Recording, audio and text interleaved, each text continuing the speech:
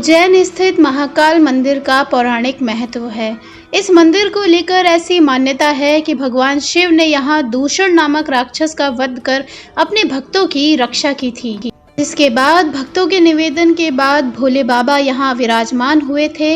यह मंदिर भगवान शिव के 12 ज्योतिर्लिंगों में से तीसरा है। अकाल मृत्यु वो मरे जो काम करे चंडाल का, काल उसका क्या करे जो भक्त हो महाकाल का। महाकाल राजा की महिमा बहुत ही अद्भुत है। बाबा महाकाल सर्वोत्तम शिवलिंग माना गया है। पृथ्वी पर महाकालेश्वर ही एकमात्र मान्य शिवलिंग है।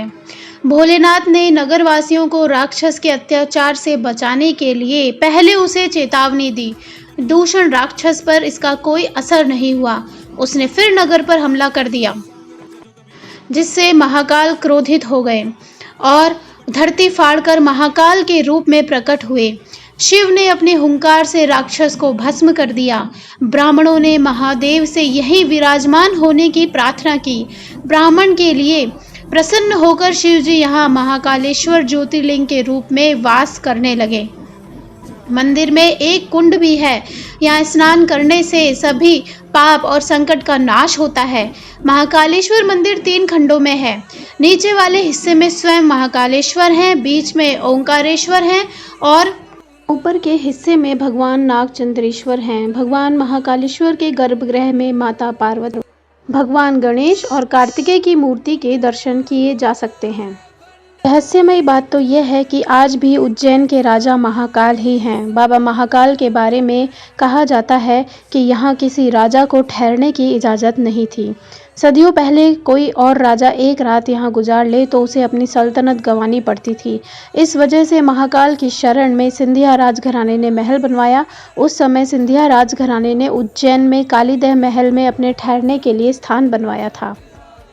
आज भी प्रधानमंत्री और मुख्यमंत्री रात के समय उज्जैन में नहीं रुकते। साथ ही कांग्रेस सांसद ज्योतिराज सिंधिया भी इस नगरी में रात के समय नहीं रुकते, क्योंकि यह कथा आज भी उतनी ही सच है कि राजा बाबा महाकाल ही हैं। आखिर यहाँ पर भस्म आरती ही क्यों होती है? क्योंकि एक दिन पूरी सृष्टि इसी राख में परिवर्तित होनी है। सृष्टि के सार भस्म को भगवान शिव सदैव धारण किए रहते हैं। एक दिन यह संपूर्ण सृष्टि शिव जी में विलीन हो जाएगी। भस्म को तैयार करने के लिए कपिला गाय का गोबर से बने कंडे, शमी, पीपल, पलाश, बड़, अमलतास और बेर के वृक्ष की लकड़ियों को एक साथ जलाया जाता है। इस दौरान मंत्रोच्चार किए जाते हैं। इन चीज़ों को जलाने पर जो भस्म प्राप्त होती है उसे कपड़े से छान दिया जाता है और फिर भगवान शिव को वह अर्पित की जाती है और इनके ऊपर चढ़े हुए भस्म का प्रसाद ग्रहण करने मात्र से ही सभी रोग दोष मुक्त हो जाते हैं। इस भस्म का तिलक लगाने से अक्षय पुण्य की प्राप्ति होती है। कई जन्मों के पापों से भी मुक्ति मिल जाती है।